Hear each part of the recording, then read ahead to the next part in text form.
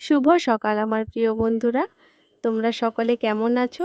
আশা করছি যে যেখান থেকে আমার ভিডিওটা দেখছো তোমরা সকলে খুব ভালো আছো আর সুস্থ আছো। আর আমিও কিন্তু তোমাদের ভালোবাসায় অনেক অনেক ভালো আছি।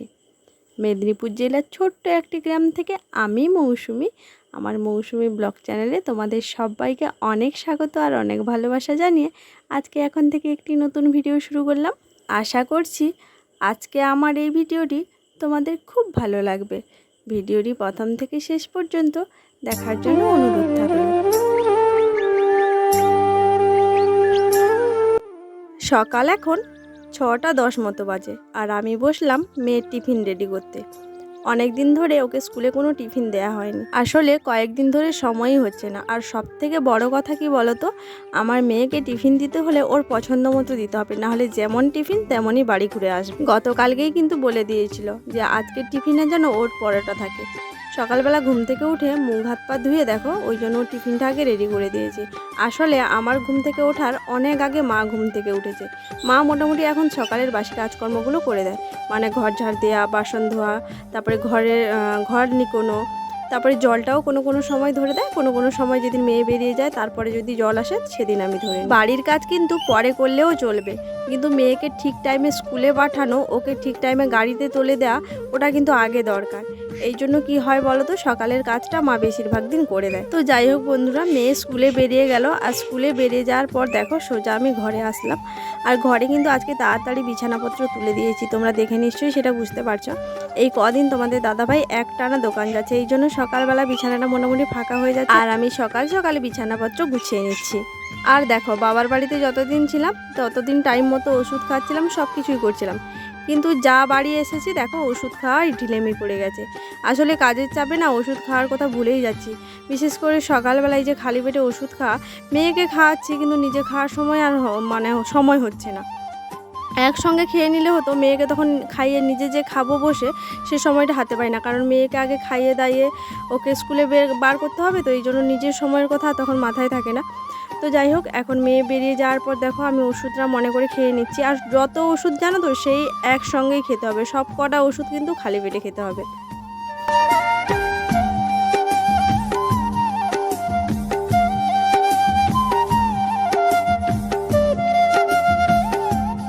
ওষুধ খেয়ে কিন্তু সোজা একদম রান্নাঘরে চলে গেছিলাম।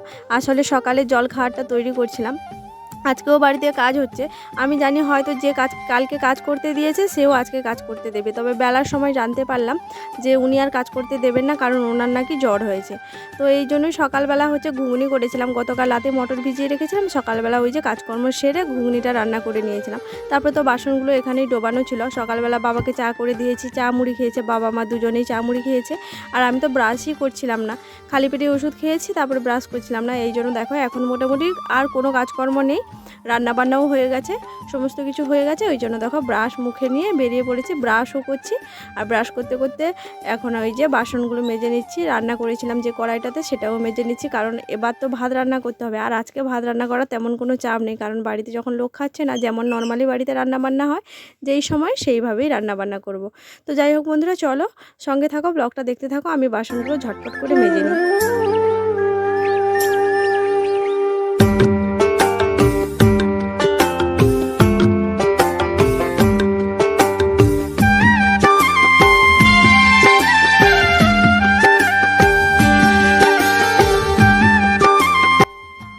বাসন কটা মেজে নিয়ে ঘরে রেখে দিয়ে সোজা একদম স্নান করতে চলে গেছিলাম।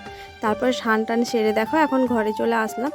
আর এখন চুলটা আঁচড়ে নিচ্ছি, চুল আঁচড়ে তারপরে বাইরে যাব। সকালবেলা তো সবাই মোটামুটি হালকা করে টিফিন করে নিয়েছি, শুধু খালি বাদ পড়ে গেছিলাম আমি, কারণ আমি ব্রাশও করছিলাম না, কিছু করছিলাম না, এই কারণে আমি কিছু খেতেও পারছিলাম না।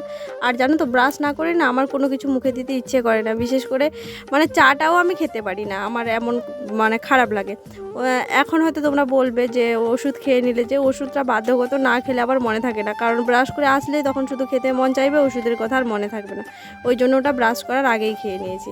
তো যাই হোক, চুল টুল আঁচড়ে দেখো তারপরে এই যে পরোটা বেড়ে নিয়েছি, পরোটা আর ঘুগনি। আর পরোটা সকালবেলা মেয়ের জন্য যে 6টা পরোটা ভেজেছিলাম, ওকে তো তখন 4টে দিয়েছি, মানে 3টে নিয়ে গেছে আর একটা খেয়েছে, আর 2টো পরোটা রয়ে গেছে, ওটাই এখন খেয়ে নিচ্ছি একটুখানি ঘুগনি দিয়ে। তারপরে মা বাবা যখন কাজ শেষ করে বাড়িতে আসবে তখন মায়েদের সঙ্গে আবার মুড়ি খাবো। আর জানো তো লোক আসেনি বলে আজকে মা বাবা দুজনে মিলে কাজ করছে, আর আমার বাবা মোটামুটি ঘরের কাজ টুকটাক জানে, এই জন্য লেবার না হলেও উনি একা একা করে ফেলবেন।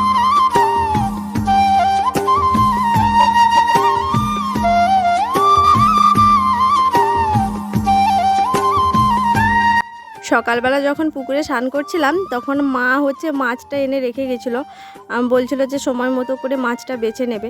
আর জানো তো আমাদের বাড়িতে 3-4 দিন ধরে নিরামিষ হচ্ছে, কালকে তো জন্মাষ্টমী গেল তার জন্য হয়নি। তারপরে তো মাছ দোকানি আসেনি, ঘরে কাজ হচ্ছে, মাছ আনতে যাওয়ার লোক নেই, এই করে মোটামুটি 3-4 দিন পুরো নিরামিষ চলছে। তো বাবাকে আজকে সকালে বলছিলাম বাবা মাছ কিনতে যাবে না, অনেক দিন তো নিরামিষ হচ্ছে। বাবা বলছে এখন যাবে কে, আমি যদি যাই তাহলে কাজ হবে না, ওই জন্য বাবা আর গেল না। তাই ভাবলাম হয়তো নিরামিষই রান্না করতে হবে। কিন্তু বেলার দিকে একটা মাছ দোকানে এসেছিলো, ওখান থেকে মা দেখো শাঁকি মাছ নিয়েছে। আর জানো তো শাঁকি মাছ খেতে কিন্তু খুব ভালো লাগে। দেখো মাছ বেছে নিয়েছি, আর মাছ বেছে সোজা একদম রান্নাঘরে চলে এসেছি।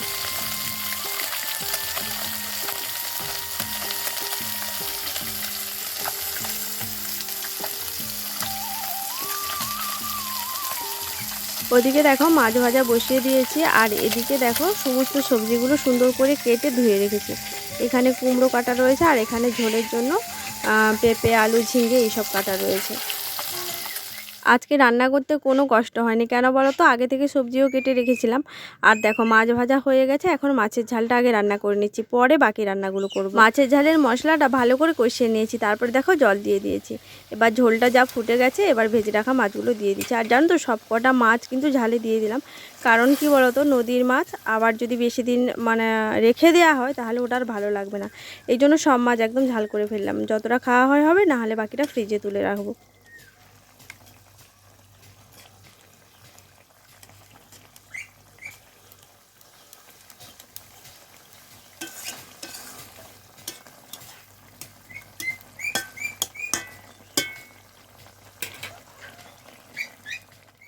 রান্নাবান্না কিন্তু আমার শেষ হয়ে গেছে, আর রান্নাবান্না শেষ হওয়ার পর দেখো এখন রান্নাঘরটা পরিষ্কার করে নিচ্ছি। পরিষ্কার করে নিচ্ছি বলতে উনুনটা আগে ভালো করে পেরে নিচ্ছি। আর জানো তো কদিন ধরে যে জ্বালানির সমস্যাটা ছিল, এখন মোটামুটি খানিকটা হলেও মিটেছে। আসলে বাবার বাড়ি থেকে আসার পর দেখলাম কি আমাদের তো অতগুলো নারকেল গাছ ছাড়ানো হয়েছে, ওখান থেকে কয়েকটা শুকনো জ্বালানিও বেরিয়েছে, আর কাঁচা জ্বালানি তো রয়েছে। এই জন্য ওই শুকনো জ্বালানিগুলো দিয়ে কদিন ধরে কিন্তু বেশ রান্নাবান্না হচ্ছে। আর জানো তো গ্যাসে রান্না করতে না আমার একদম পোষায় না, মানে সকালে জল খাওয়ার অবধি ঠিকঠাকই আছে, কিন্তু দুপুরে এতগুলো রান্না ভাত এতজনের একদমই আমার ভালো লাগতো না। মানে যেদিন বাবার বাড়ি গেছি সেদিনও গ্যাসে রান্না করে খেয়ে গেছি, তারপর বাড়ি আসার পর এই যে দেখলাম যে এখন আমাদের বাড়িতে উনুনে রান্না হচ্ছে, আর এখনও না অনেক শুকনো জ্বালানি রয়েছে। তো যাই হোক উনুনটা এখন পেরে নিয়েছি, তারপরে এখন রান্নাঘরটা দেখো পরিষ্কার করে ঝাঁটিয়ে নিচ্ছে।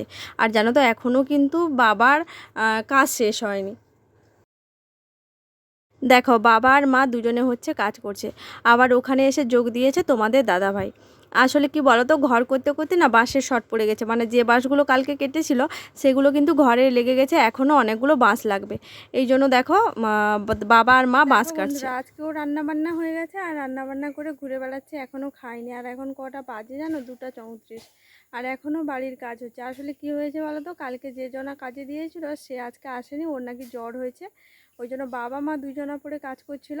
আর দেখো বাঁশ শর্ট পড়ে গেছে, এই যে ঘর হতে হতে এই যে বাঁশ শর্ট পড়ে গেছে, এই জন্য বাবা আর তোমাদের দাদাভাই এখন বাঁশ কাটতে গেছে। তোমাদের দাদাভাই দোকান থেকে এসছে পুরো 1:30টার সময়, সেই 1:30টার সময় থেকে এসে যা বাঁশ বনে ঢুকেছে এখনও অবধি বেরায়নি।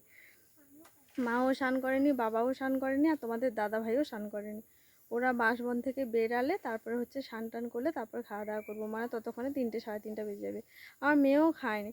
আসলে আজকে কি হয়েছে না তো, দুপুরবেলা মানে সকালবেলা মুড়ি খেয়েছি পুরো 11টা 50 নাগাদ, কারণ সকালবেলা টুকটাক করে মেয়ের জন্য পরোটা করছিলাম, 2টো পরোটা খেয়ে নিয়েছি আমি, আর মা আর বাবা সকালে চা মুড়ি খেয়ে নিয়েছে। আর ওই লোকটা কাজে দেবে বলছিল বলে কালকে রাতের বেলা মটর ভিজিয়ে রেখেছিলাম, সকালে ঘুগনি করেছিলাম।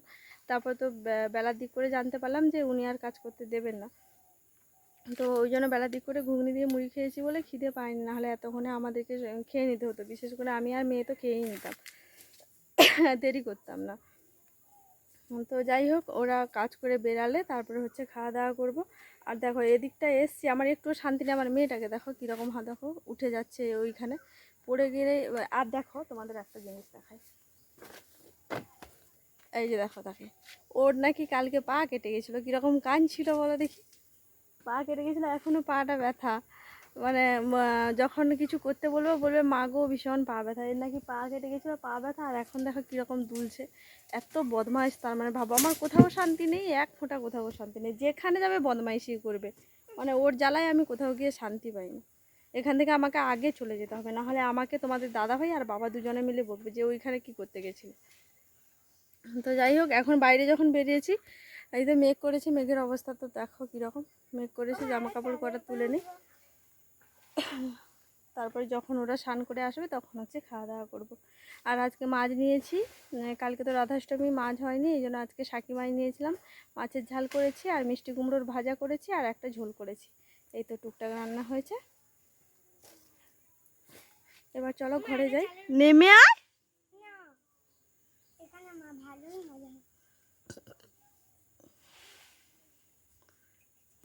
তুই আসবি না তো পালজাইটে। খেয়ে দিয়ে এখন শুতে আসলাম 3:45, মানে যখন খেতে বসছিলাম তখন ঘড়ি দেখেছি 3:15। তারপরে খাওয়া দাওয়া করে তো বাসন ধুতে মিনিমাম একটা সময় লাগে। তো এখন দেখো 4টার সময় শুতে আসলাম।